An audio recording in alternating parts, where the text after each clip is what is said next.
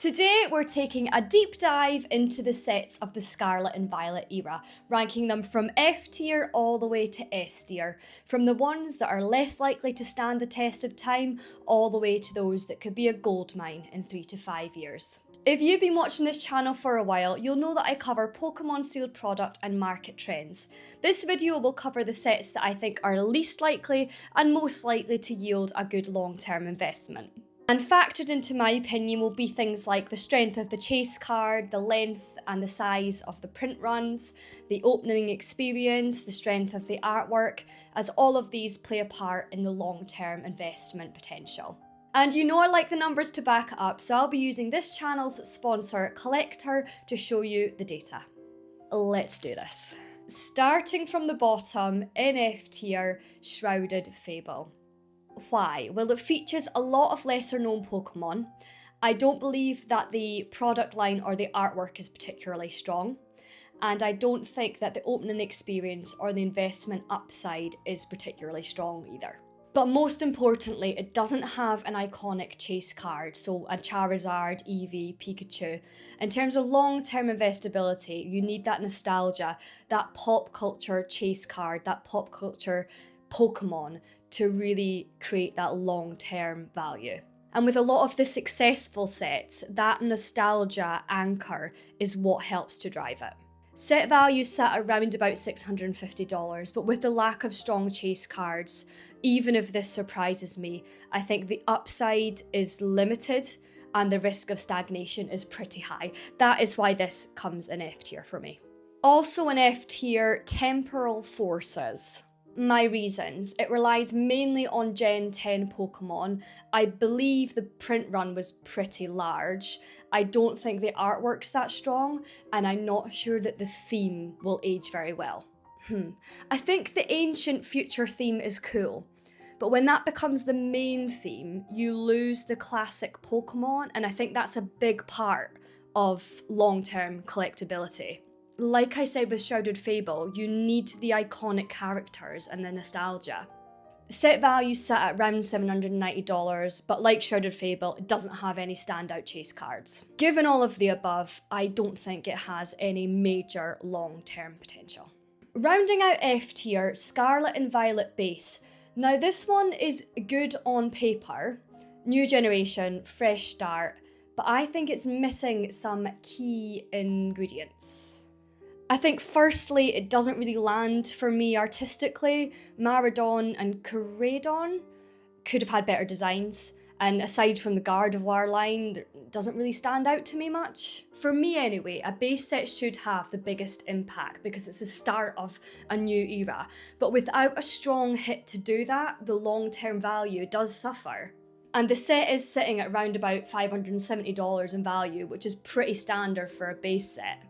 Scarlet and Violet base is okay, but it's certainly not one I'd invest heavily in for a 5 to 10 year hold, so yeah, it's firmly in F tier. Okay, moving up to D tier, Stellar Crown. I really like the Bulbasaur and particularly the Squirtle from this set, but beyond that, there's not really much that excites me. It's a pretty small set, and it just doesn't really have a massive differentiator. The Terrapagus chase card at release got quite a lot of attention, but since then it's kind of just fizzled out a little bit into mediocrity. I think when you've got a big chase card like that doesn't maintain or grow, it just drags the whole set down kind of with it. The set value's sitting at about $390 at the moment, and I think that solidifies it into D tier for me. Next in D tier, Paradox Rift. This one might be controversial. I personally I'm not mad for the Roaring Moon card, but I do quite like the Groudon. I personally don't really understand the hype of Temporal Forces over Paradox Rift, and I think this falls into the Astral Radiance of Sword and Shield category. Moderate hype, moderate depth. A set needs good breadth, so lots of strong chase cards, and depth, so good theme, good artwork to age well. I think Paradox Rift has some of that, but not enough to put it into C tier. The current set value is about $880, but it is a large set. It's in D tier for me. So now to the top of D tier, almost C, is Obsidian Flames. So it has some positives. The Charizard looks good. It has some potential sleeper value in the Ninetales. And it has a low set value, about $340, so less dilution. But with the Charizard Chase card selling at like mid-50s, it just can't go much higher for me. Sets with a low set value like this can be a double-edged sword.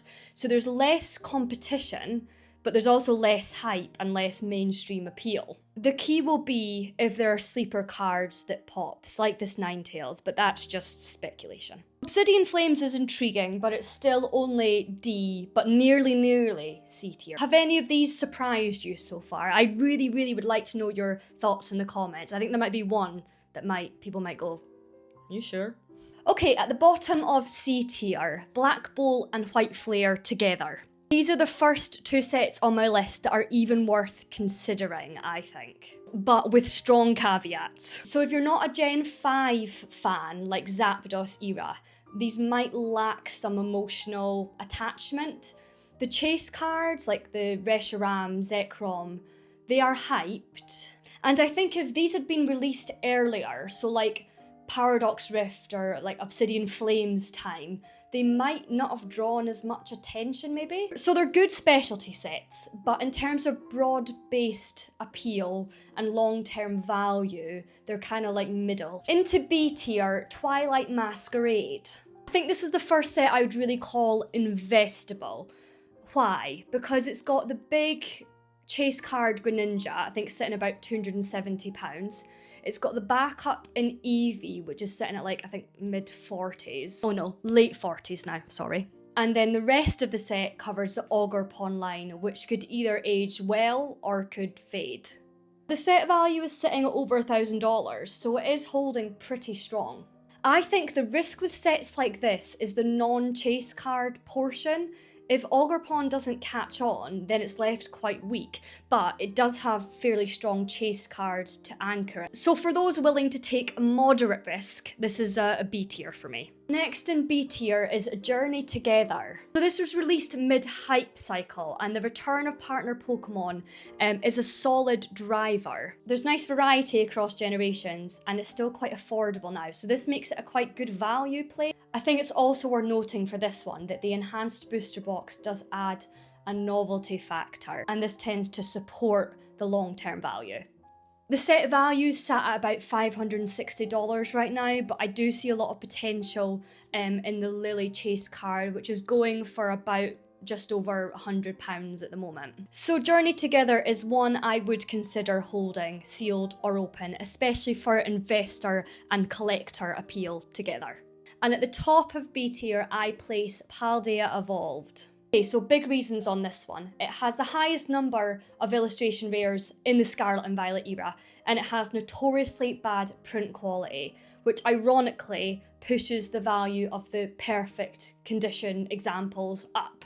The Magikarp in a PSA 10 now is fetching about £1,500, and the Sleeping Raichu is pretty appealing as well. I think it has big depth, this one. So because of the depth, because of the high set value and the strong opening experience where there have been lots of hits, I think this holds long term. It was a good investment back in the day, and I think this will hold strong. And into A tier, Paldean Fates.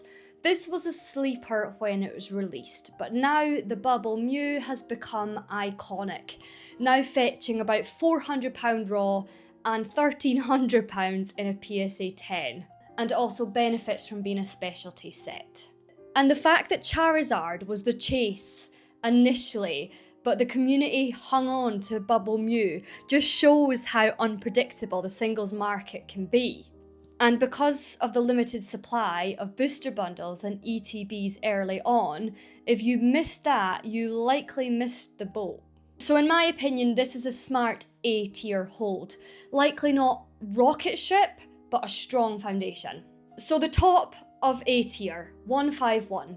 This was released when the market was low, but it's quickly become one of the most popular sets. It's a reimagining of the original 151 Pokémon, so nostalgia hits hard with this one. The Bulbasaur, Squirtle and Charmander line are fabulous. A big reason for longevity, iconic characters, solid opening experience and collectability. So while it may not be quite S tier in my view, it is a very, very strong investment for A tier. So into S tier now, in second place, Destined Rivals. So why? It's the first Team Rocket set since EX Team Rocket returns. It has Mewtwo front box artwork and the Team Rocket artwork throughout. Nostalgia hits hard for this one. And also, there is more depth to this one, I think, than what you initially see. When you combine a great theme like Team Rocket, strong artwork, and good distribution, you do have a potential winner on your hands. And I think Destined Rivals ticks all these boxes. Chase card is sitting at just under £400 and people are loving it, so this is firmly an S tier for me. And finally, the number one pick, of course, Prismatic Evolutions. Let's walk through why I think this is your best bet for a long-term investment.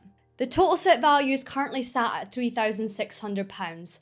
The Umbreon is going for around £2,800 in a PSA 10 and £900 raw.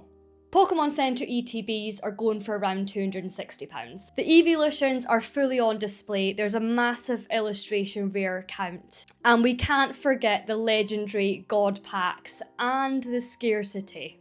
So all of these factors combined, the high demand, the iconic Pokemon, the limited supply, the large illustration pool, and collectors are seeing this as the set of the era. From an investment perspective, if you can get sealed product of this or grade the top singles yourself, you're looking at one of the best chances at a long-term investment you could possibly ask for, in my opinion.